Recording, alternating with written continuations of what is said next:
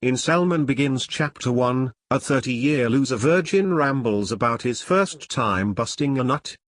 I had no interest in women until I was 14. Instead of going outside like a normal human being, I'd stay in and read the World Book Encyclopedia over and over again. My favorite volumes were P for Planets, Prehistory and Planes, H for Humans. It had like the circulatory system and shit like that.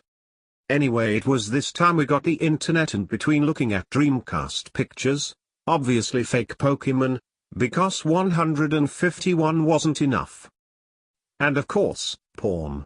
For whatever reason I was obsessed with this dress-up game on Newgrounds where you would have to get the girl drunk before you saw anything.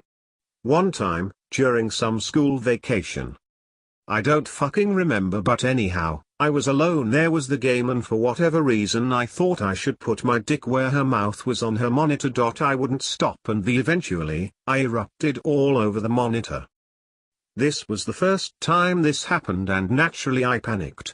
After cleaning up the monitor I was sweaty, scared and paranoid. And immediately jacked off on the monitor again. Little did I know that jacking it was the only thing I was going to do in my sad life.